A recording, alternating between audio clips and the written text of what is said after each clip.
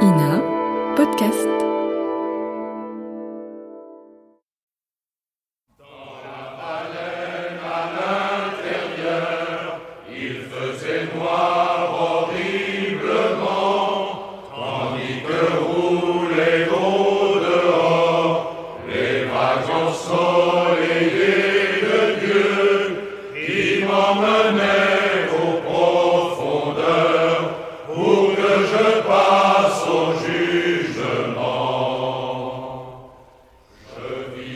La radiodiffusion télévision belge, 3e programme, et l'Office de radiodiffusion télévision française, France Culture, présentent en coproduction Moby Dick d'Herman Melville, adaptation de Jean Thibaudot, avec Jean Levray dans le rôle d'Ismaël, Jean-Roger Cossimon, Gérard Darieux, Gérard Dournel, Julien Guillaumard, les 4 marins.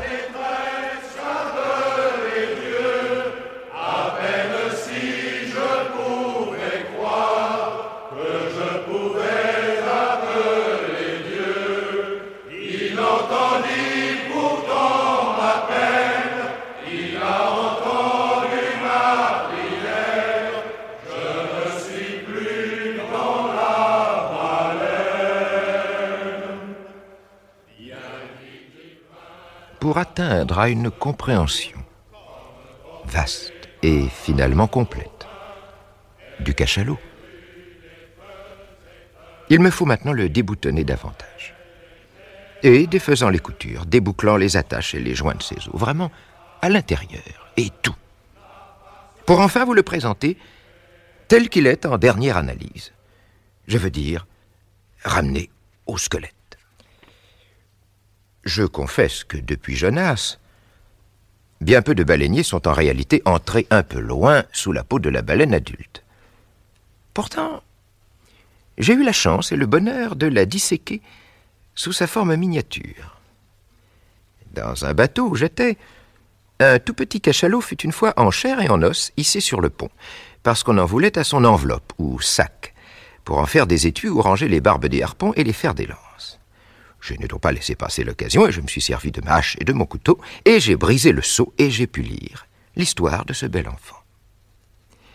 Et pour ce qui est de ma vraie connaissance quant aux os du Léviathan en leur développement achevé, autrement dit gigantesque, pour ce qui est de ce rare savoir, je dois beaucoup à feu mon royal ami Tranco, roi de Tranque, des Arsacides.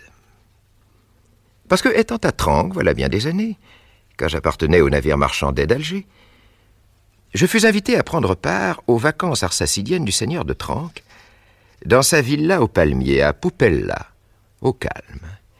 Une petite vallée sur le bord de la mer, pas très loin de ce que nos marins appellent Bambouville, la capitale. Entre autres qualités très hautes, mon royal ami Tranco, à sa naissance, avait été doué d'un amour pieux pour toute chose relevant du goût barbare. Et ainsi mon royal ami avait entassé à Poupella tout ce que les plus ingénieux de ses sujets avaient pu trouver ou inventer. D'abord, des bois sculptés de manière merveilleuse, des coquillages très bien ciselés, des lances incrustées de matières précieuses, des pagaies de grand prix, des canaux creusés dans des bois aromatiques. Et tout cela placé au cœur de merveilles purement naturelles, auxquelles les vagues de la mer, porteuses de merveilles, avaient ajouté leur tribut, déposant leurs cadeaux sur les rivages proches.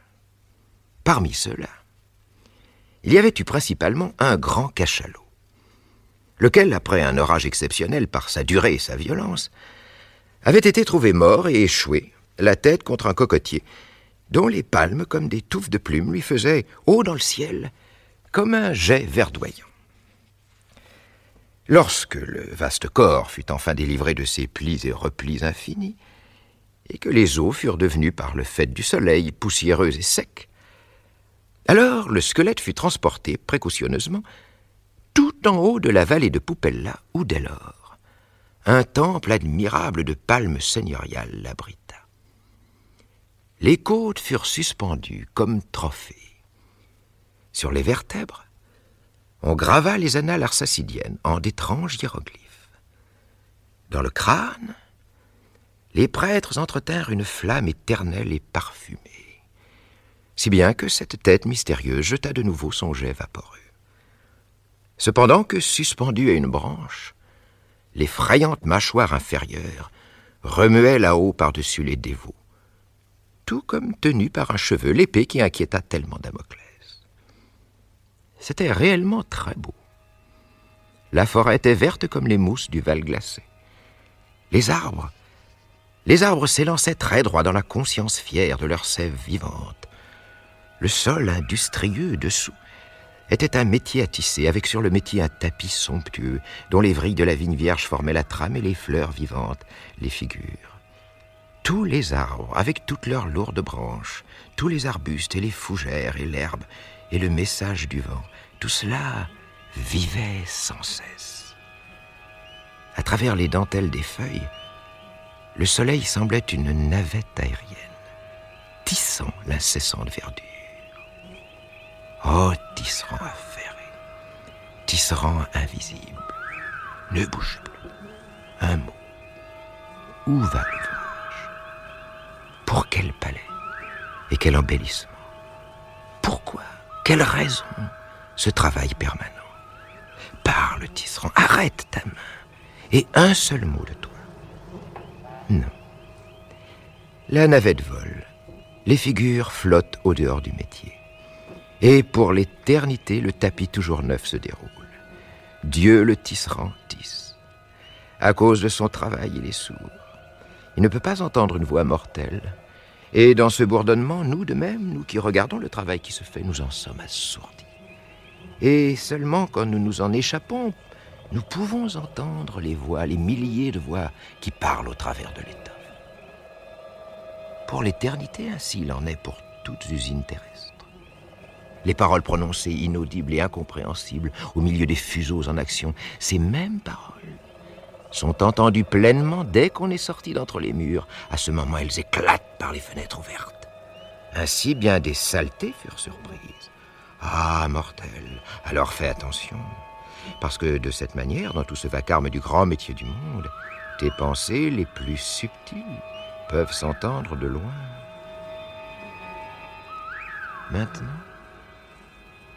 sur le métier vert, vivant, toujours en mouvement de cette forêt arsacilienne, le grand, le blanc, le squelette adoré était tout étendu, oisif et gigantesque. Pourtant, tandis que la trame verdoyante s'entremêlait et bourdonnait et progressait sans fin partout autour de lui, lui, oisif prodigieux, on l'aurait pris pour l'astucieux tisserand, lui-même tout recouvert du tissu des vignes. Tissu de mois en mois plus vert et plus frais, mais quant à lui, squelette. La vie, par conséquent, habillait la mort.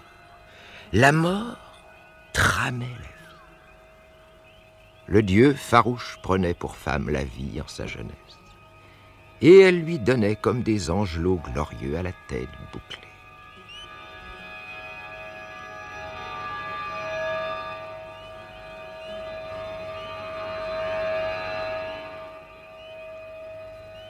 Maintenant, quand avec le royal Tranco je visitais cette baleine merveilleuse, et que je vis son crâne comme un autel, et la fumée artificielle comme elle montait à la place du jet réel d'autrefois, vraiment, je m'émerveillais de ce que le roi put considérer une chapelle comme un objet de curiosité. Il riait. Mais mieux encore, je m'émerveillais de ce que les prêtres pussent affirmer sous la foi du serment que ce jet fumeux était garanti d'origine. Puis je marchais de tous côtés, là devant le squelette, me débrouillant des vignes, et entre les côtes comme je pouvais, et avec une pelote de ficelle d'arsacide, j'errais dans tous les sens longtemps, au milieu de ces colonnades sans nombre, dans un dédale d'ombre et entre les arbres. Mais bientôt j'arrivai au bout de mon fil. Et revenant sur mes pas, j'émergeai finalement par cette même ouverture par où j'étais entré. À l'intérieur, je n'avais rien vu de vivant, seulement des os et des os. Me taillant une baguette verte afin de mesurer. Une autre fois, je m'enfonçai, cette fois plus loin, dans l'intérieur du squelette. À travers le trou de flèche dans le crâne, les prêtres m'aperçurent quand je prenais la mesure de la dernière côte. « Eh bien, s'écrièrent-ils, tu oses mesurer celui-là, notre Dieu? C'est ce qui nous revient. » Et je dis, « Ah, prêtre, je veux bien, mais quelle est selon vous sa longueur ?» Mais là, une contestation féroce se fit jour entre eux, faite de pieds et de pouces. Et ils se firent mutuellement mal au crâne, à grands coups de leurs règles à mesurer. Et le grand crâne de la baleine leur faisait écho. Et moi, sautant sur cette chance comme la misère sur le pauvre monde, j'achevai en vitesse de prendre mes mesures. Mesures que maintenant je me propose de vous donner. Mais d'abord, rappelez-vous bien qu'en la matière, je ne suis pas libre du tout d'émettre n'importe quoi, en somme d'imaginaire, selon mon bon plaisir, parce qu'il existe des autorités à propos des squelettes, auxquelles vous pouvez bien à tout moment vous référer, évaluant du même coup mon honnêteté. Il y a un Léviathanic Museum, m'a-t-on dit, à Hull, en Angleterre. Hull, c'est-à-dire l'un des grands ports baleiniers de ce pays, où ils ont quelques beaux spécimens de dos de fanon et autres baleines. Et encore, j'ai entendu dire qu'au musée de Manchester, dans le New Hampshire, ils possèdent ce que les propriétaires du lieu désignent comme le seul exemplaire parfait de baleine du Groenland ou de rivière aux États-Unis. Et encore, quelque part dans le Yorkshire, Angleterre, un dénommé Burton Constable, enfin certain Sir Clifford Constable, a en sa possession le squelette d'un cachalot, mais de taille moyenne et sans aucun rapport avec le chef-d'œuvre achevé et totalement adulte de mon ami le roi Tranco. Dans l'un et l'autre cas, celui de Constable et celui de Tranco, les baleines échouées, d'où sont sortis les squelettes en question, furent originellement revendiqués par le propriétaire avec des arguments semblables. Le roi Tranco s'appropria le sien parce qu'il le voulait pour lui, et Sir Clifford parce qu'il était le seigneur de la région intéressée.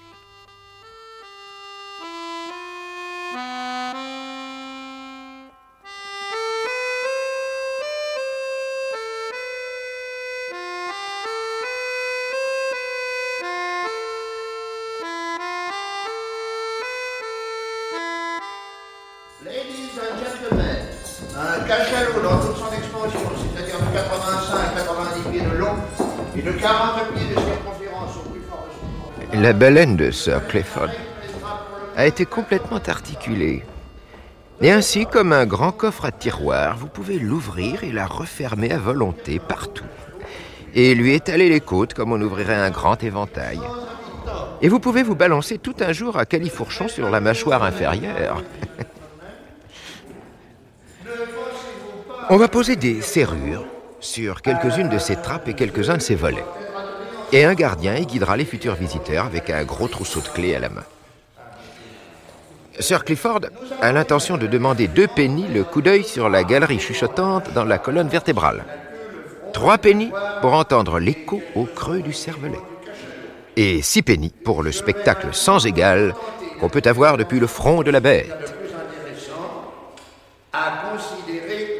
Les dimensions du squelette du cachalot, telles que je vais maintenant m'employer à les produire, sont recopiées mot pour mot de mon bras droit, où je les avais tatouées. Mais parce qu'au cours des périlleux périples de cette époque de ma vie, il n'y avait pas de moyen plus sûr pour préserver un relevé de cette importance. Et bien que la place me fût alors mesurée, parce que je voulais que les autres parties de mon corps demeurassent à l'état de page blanche, à l'intention d'un poème qu'alors je composais. À la fin, qu'est-ce qui de moi restera non écrit? Pourtant, je ne m'embarrassais pas des quelques pouces supplémentaires accordés à la chose, puisqu'en effet, du point de vue de la baleine, on n'en est pas à un pouce près.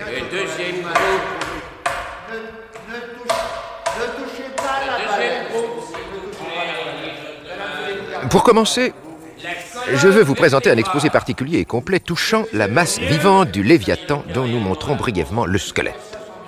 Un tel exposé se révélera utile. Suivant des calculs soigneux auxquels je me suis livré, et que j'ai en partie fondés sur les estimations du capitaine Scoresby, la baleine du Groenland maximum pèserait 70 tonnes pour une longueur de 60 pieds. Il y a 40 vertèbres, et davantage en tout, qui d'ailleurs ne se touchent pas, n'étant pas jointes entre elles. Pour la plupart, elles se présentent sur les modes de ce grand bloc irrégulier de pierre d'une tour gothique, qui sont les assises et attaches solides d'une lourde maçonnerie.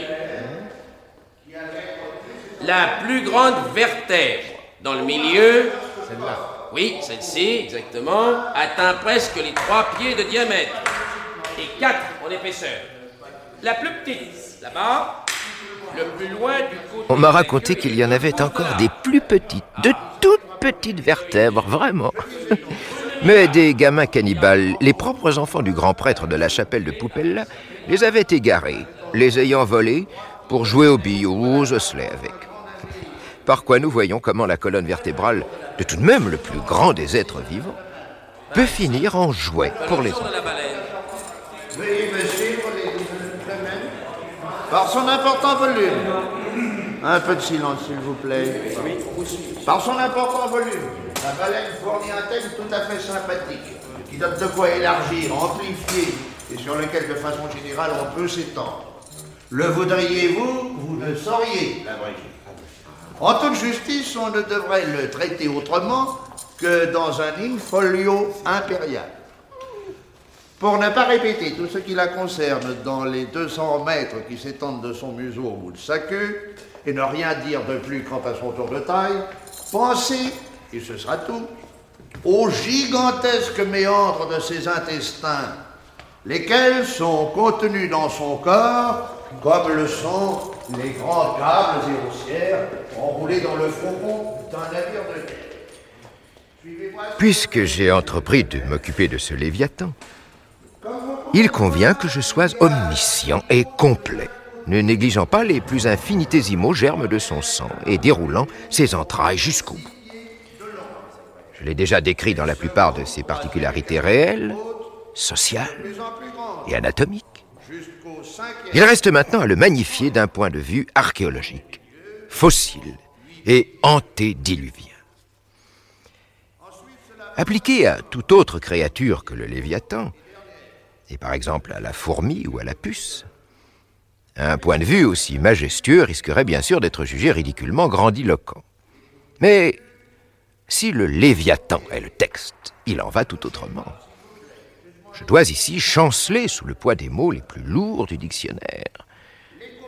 Et il me faut remarquer qu'en effet, à chaque fois que j'ai dû, dans le cours de ces considérations, en consulter un, c'est à tous les coups de la monumentale édition in quarto du Johnson que je me suis servi, édition que j'avais achetée expressément dans ce but.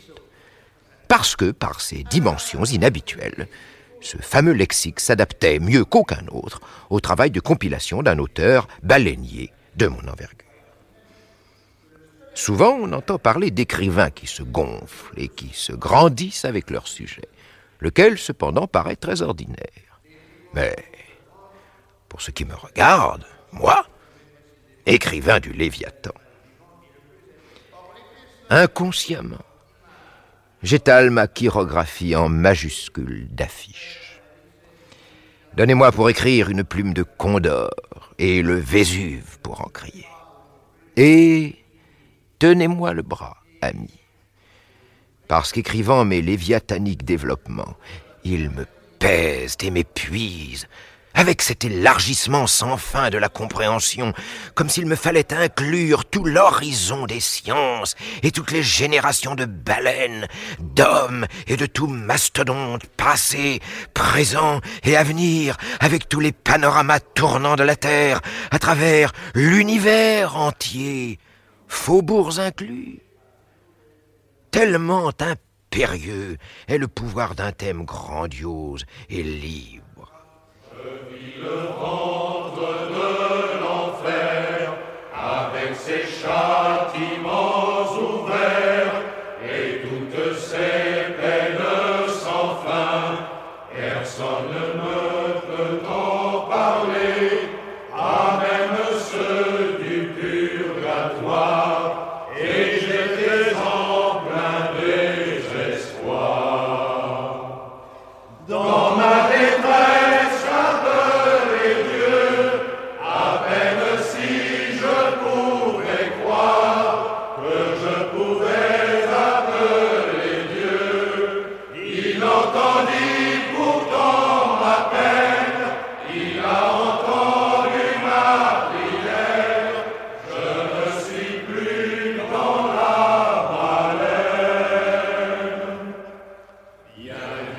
nous arrivons à sa table. Si vous voulez écrire un livre considérable, prenez un thème considérable. Jamais, on ne pourra jamais écrire sur la puce un grand ouvrage impérissable, malgré qu'on l'ait souvent tenté. Ici, près de toucher aux baleines fossiles, je présente mes lettres de créance de géologue, qui établissent que dans ma vie aux 1000 métiers, il m'est arrivé d'être un jour ou l'autre maçon et terrassier, et grand creuseur de fosses, puits, canaux, cave à vin, cellier et citerne devant l'Éternel. Puis, toujours en manière de préliminaire, je voudrais rappeler à l'auditeur que, si dans les couches géologiques les plus anciennes, on a trouvé les fossiles de monstres désormais quasiment complètement éteints, les restes découverts dans ce qu'on appelle les formations tertiaires semblent faire la liaison, ou du moins sont intermédiaires, entre les créatures préhistoriques et celles dont la lointaine postérité devait pénétrer, suivant la tradition, dans l'arche. Je vous demanderai un peu de silence, ladies and gentlemen. Merci beaucoup. Toutes les baleines fossiles découvertes jusqu'à aujourd'hui appartiennent au tertiaire, c'est-à-dire à cette période qui précède immédiatement notre quaternaire actuel. Et bien qu'il n'y en ait pas qui correspondent précisément aux espèces connues du temps présent, pourtant les baleines fossiles leur ressemblent suffisamment dans leurs traits essentiels pour occuper la place de cétacés fossiles. Des fragments isolés et brisés de baleines préadamites, fragments d'eau et de squelettes ont été trouvés au cours des 30 dernières années à plusieurs reprises au pied des Alpes, en Lombardie, en France, en Angleterre, en Écosse et dans les États américains de la Louisiane, du Mississippi et de l'Alabama. Parmi les plus remarquables de ces reliques figure un morceau de crâne qui, en l'année 1779, fut déterré rue Dauphine, à Paris, en France. Petite rue Moi, de la rue Dauphine. lorsque je me trouve au milieu de ces grands squelettes, crânes, défenses, mâchoires, côtes et vertèbres, tous os caractérisés par quelque ressemblance avec les races aujourd'hui vivantes des monstres de la mer, mais en même temps offrant quelques partielles affinités avec les léviathans préhistoriques disparus, leurs devanciers impensables. Alors, comme par un déluge, je suis emporté et ramené en ces temps admirables, où on peut dire que le temps lui-même a commencé, c'est-à-dire avec l'homme. Là, le gris chaos de Saturne roule au-dessus de moi, et j'aperçois quelque chose de ces éternités polaires sous un peu de clarté vacillante. Quand des châteaux de glace se dressaient les uns contre les autres, où sont aujourd'hui les tropiques, et que sur les 25 000 milles de la circonférence de ce monde, n'existait pas un morceau de terre habitable de la largeur de la main. Alors, le monde entier appartenait à la baleine, roi de la création. Le Léviathan a laissé des traces de son passage, où s'étendent maintenant la cordillère des Andes et l'Himalaya. Qui peut aligner un pédigré comparable au sien? Le harpon d'Akab a fait couler un sang plus vieux que celui des pharaons. À côté du Léviathan, Mathusalem est un petit enfant. Je regarde autour de moi pour échanger avec Shem une poignée de main. Je suis frappé d'horreur à l'idée des terreurs indicibles, pré-Mosée, antérieures à toute origine, causées par la baleine, laquelle, ayant vécu avant même le commencement des temps, vivra au-delà des temps humains.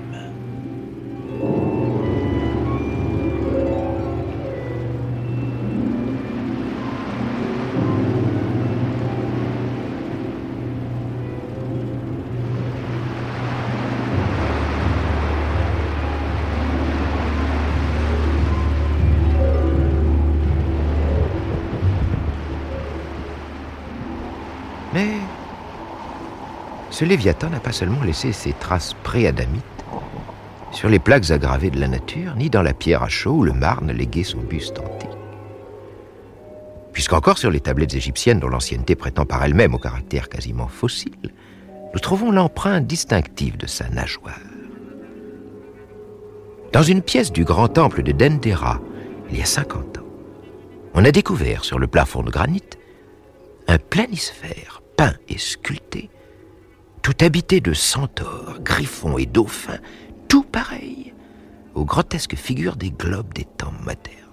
Mais, glissant parmi eux, le vieux Léviathan nageait comme il nageait alors. Il nageait sur ce planisphère plusieurs centaines d'années avant la naissance de Salomon.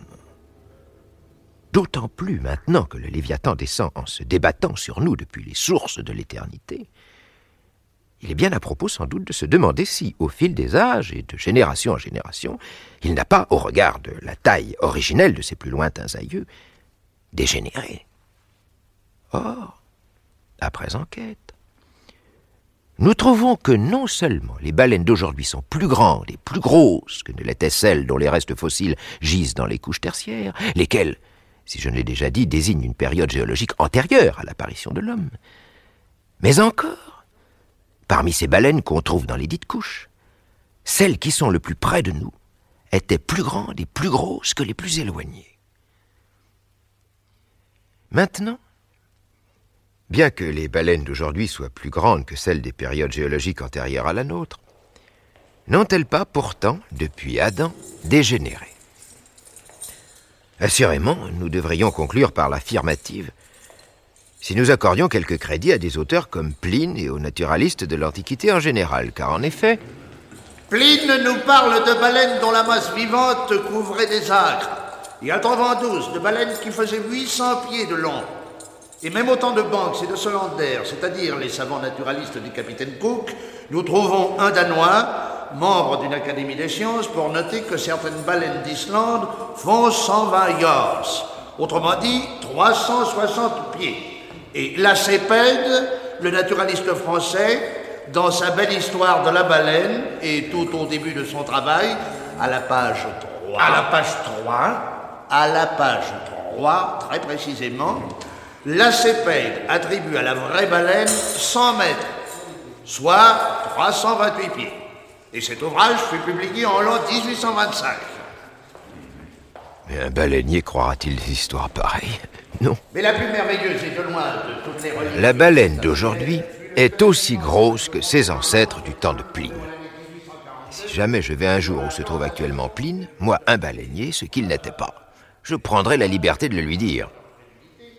Et puis, les momies égyptiennes qui furent ensevelies des milliers d'années avant même la naissance de Pline ne mesurent pas autant dans leur sarcophage qu'un moderne Kentucky dans ses chaussettes. Ou encore le bétail sculpté sur les plus anciennes tablettes d'Égypte et de Ninive ne vaut, et c'est bien clair, les bêtes bien soignées et nourries de l'étable lauréate du concours de Smithfield. Ainsi, je n'ai aucune raison d'admettre que seule de toute la création, la baleine aurait dégénéré. Il y a encore un problème, souvent agité par les Nantuckets sérieux. Savoir si, par l'action conjuguée des vigies baleinières des grands mâts, à qui rien n'échappe, ou presque, dont la pénétration s'exerce jusqu'au travers des détroits de Bering et dans l'intérieur des coffres et des tiroirs les mieux dissimulés et les plus secrets du monde, par cela et par le travail acharné de milliers de harpons et de lances lancés de tous les points du globe continuellement, si, par conséquent, le Léviathan pourra supporter encore très longtemps une chasse aussi dure, un ravage à ce point et sans aucun remords meurtrier. Si donc, pour finir, il ne sera pas exterminé, jusqu'à disparaître tout à fait des mers. Et la dernière baleine, comme un jour plus tard le dernier homme, bientôt fumerait sa dernière cigarette, elle-même disparaissant dans et avec le dernier nuage de fumée.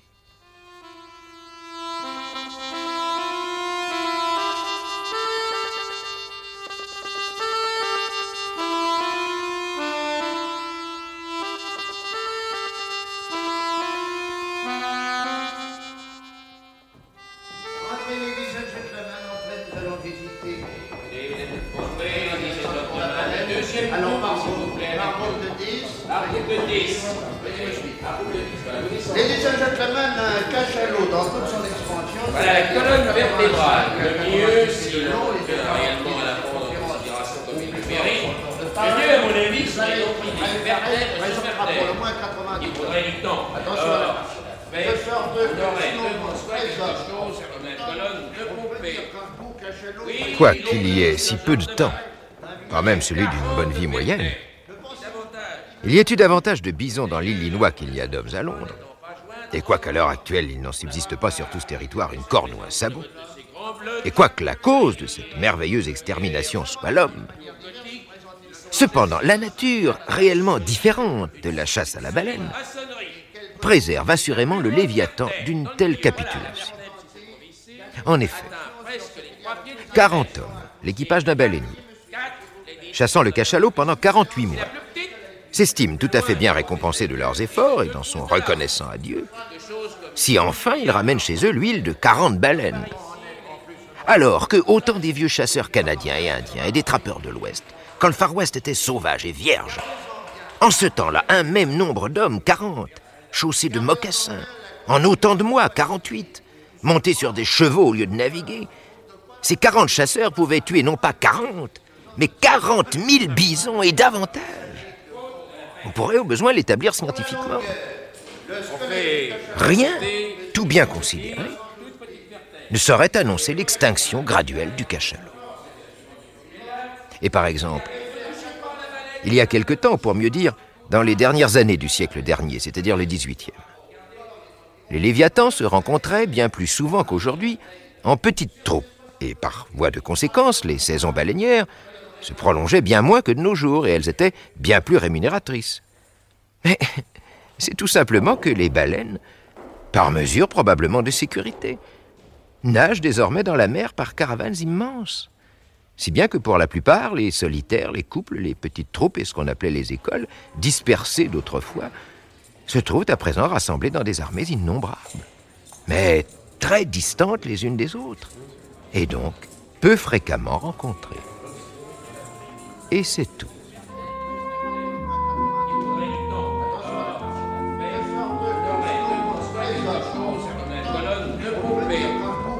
Oui, ladies and gentlemen, il y a 40 vertèbres, davantage. Et d'ailleurs, on ne se touche pas les L'idée, entre elles. d'après quoi les baleines d'Izaos, qui ne hantent plus bien des terrains où autrefois elles abondaient, verraient leur espèce à son déclin, cette idée me paraît elle aussi fallacieuse. J'imagine qu'elles ont renoncé à une région par trop inhospitalière, et qu'à l'heure actuelle, elles animent un autre rivage. Et puis, ces baleines disposent de 2 solides forteresses, qui, selon toute probabilité humaine, sont à jamais imprenables. Car, de même que les Suisses, quand leurs vallées étaient envahies, se réfugiaient dans leurs retraites montagneuses, malgré le froid qui y régnait, de même, chassés des savanes et des clairières marines, les baleines à os peuvent toujours, en dernier recours, se réfugier dans leur citadelle polaire, et plongeant par-dessous les derniers murs et retranchements vitreux de la banquise, parvenir à leur domaine glacé, dans le cercle enchanté d'un éternel décembre, à l'abri de l'homme.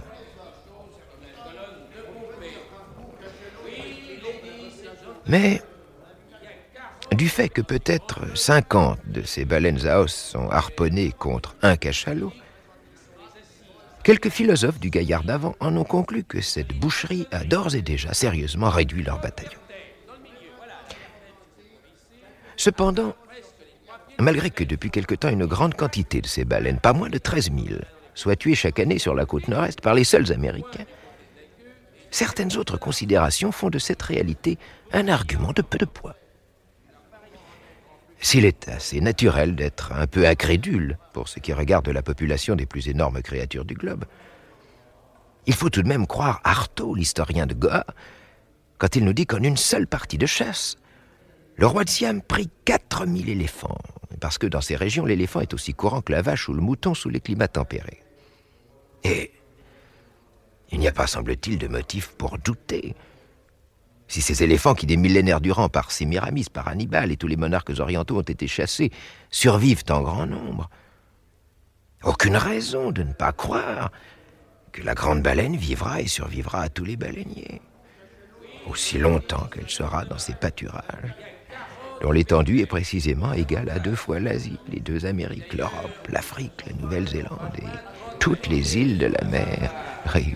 Et enfin, nous avons à considérer la longévité présumée des baleines, qui doivent atteindre et probablement dépasser le cap des 100 années. Et ainsi, à tout moment, un grand nombre de générations de baleines sont contemporaines. Et ce que cela signifie, nous pouvons en avoir une idée si l'on imagine un instant tous les cimetières, petits et grands, et caveaux de famille de la création, nous livrant tout d'un coup les corps vivants de tous les hommes, de toutes les femmes et enfants qui vivaient il y a seulement 75 ans, et que l'on ajoute cette foule innombrable à l'actuelle population mondiale. D'où, pour ces raisons, nous regardons la baleine comme immortelle quant à l'espèce, encore que périssable en ses individus.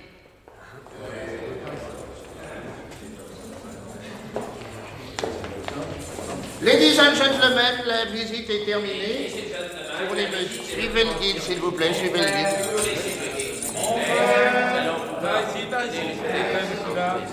Venez, le deuxième groupe. Premier groupe, suivez-moi.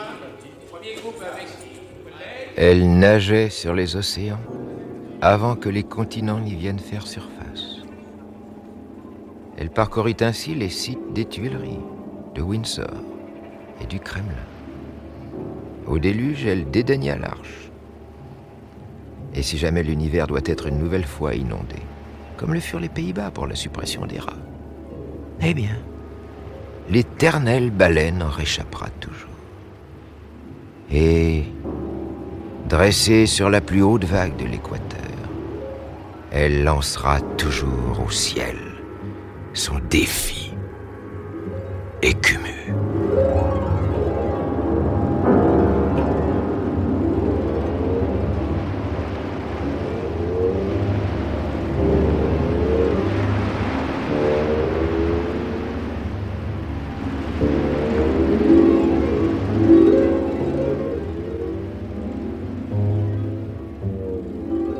Moby Dick d'Herman Melville.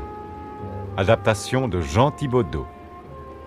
Avec Jean Levray dans le rôle d'Ismaël. Jean-Roger Cossimon, Gérard Darieux, Gérard Dournel, Julien Guillaumard, les 4 marins. Bruitage Louis Amiel. Chef opérateur du son Jean-Just Fogg. Collaboration technique Yann Parentoen. Assistant de production Jean-Paul Papot. Conseiller technique pour la navigation à voile, Armel d'Ast-sur-Couffe. C'était le 11e épisode.